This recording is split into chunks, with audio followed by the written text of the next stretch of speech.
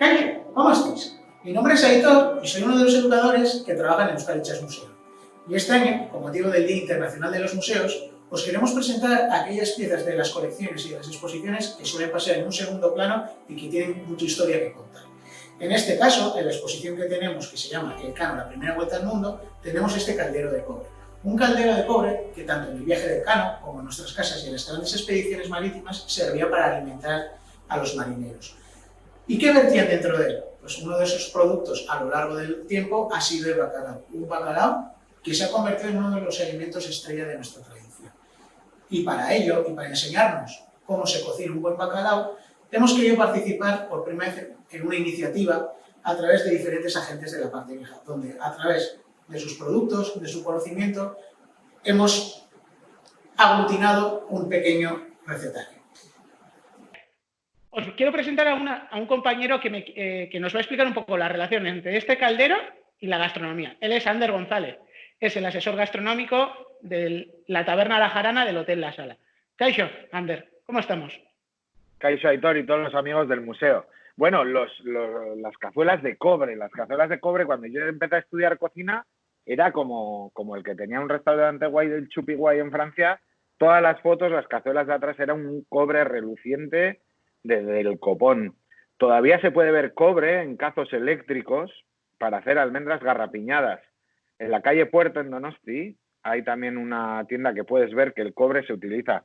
Pero yo creo que el cobre se ha ido diluyendo, vamos a decir, y se utiliza más ya en la repostería con caramelos y cosas así. ¿Y qué nos puedes contar un poco? Bueno, ¿qué nos puedes contar un poco de las recetas que hay en la cocina acerca del bacalao, ¿no? Al final está en nuestra cocina ya mucho tiempo, pero es verdad que igual son platos muy comunes que igual no están, la gente no los tiene como mucho en consideración, ¿no? Bueno, yo creo que el bacalao fue un gran olvidado durante mucho tiempo. Mi aitona siempre decía que el bacalao ni se comía y que lo comían los pobres. Y en estas últimas 4 décadas, vamos a decir, se ha aburguesado, llegando a niveles que es más caro que la merluza, que el rodaballo. O sea, de hecho, luego os voy a hacer una receta de bacalao al pil-pil, que veréis que ese lomo puede estar a 25 euros el kilo, mucho más caro que cualquier otro pescado. Además, es como has dicho tú, ¿no? Viene de lejos, son de muchas de estas recetas de bacalao, son de arranzales o incluso de arrieros. Y, por ejemplo, el pil-pil, ¿no? También ese origen del pil-pil es un poco, viene de ahí, ¿no? De esa pesca que podían hacer esos arranzales, ¿no? Bueno, a mí me contaban, fíjate, en 2 sitios diferentes, aquí en la costa Euskaldun y en Canarias, me contaron la misma peli, ¿no? Pues que un día de mala mar llamaron al cocinero que estaba abajo con el bacalao, que lo estaba friendo, ¿no? En aceite potente, y el cocinero bajó el aceite, subió a ayudar a levantar las redes, y cuando volvió se encontró el bacalao en una especie de masa blanca, que eso acabó siendo el pil-pil. Eso es lo que dicen. Estoy seguro que habrá algún choco bilbaíno que dirá que lo ha inventado él. Estoy seguro, porque eso de apuntarse tantos encanta aquí al personal. Pero bueno, yo creo que el bacalao al pil-pil tiene muchos trucos para hacerse bien, muchos trucos. Pues Ander, milla esker, y siempre es agradable tener estas conversaciones en donde al final se trabaja un poco ese conocimiento. Milla esker, eta a todos los demás, dastatu museo. Oidek, dastatu museo. Bueno, milla esker, Ander. Bueno, amigos del museo, como he dicho antes un poco, que la receta del bacalao pil-pil es muy simple, pero tiene 4 truquillos que más que nada son temperaturas y no quemar gelatinas y tal, que os los voy a contar poco a poco. Ya veis los ingredientes, que es bacalao, buen lomo de bacalao, un poco de guindilla y un poco de ajo. Aceite 0,4, porque a mí no me gustan los aceites de oliva virgen extra para el pil-pil, porque luego sabe demasiado. Lo que hago es quito la guindilla, el ajo se va a durar antes que la guindilla.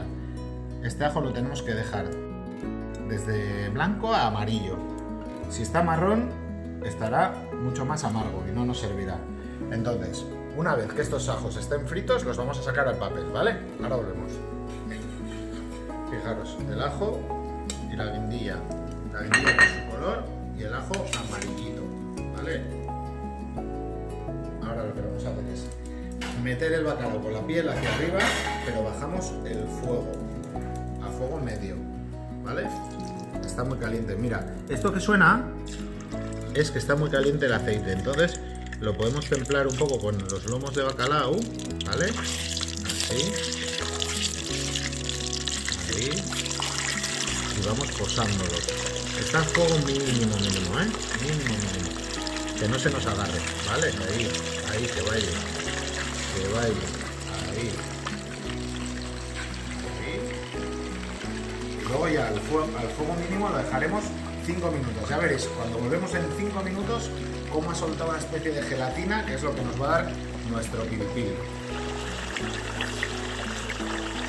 Yo sé que el bacalao está hecho porque paso el dedo y veo que esas lascas que veis ahí salen. Está poquito hecho y suelta jugo. Toda esa espuma blanca que veis, eso es la gelatina. Eso es lo que va a hacer que ligue.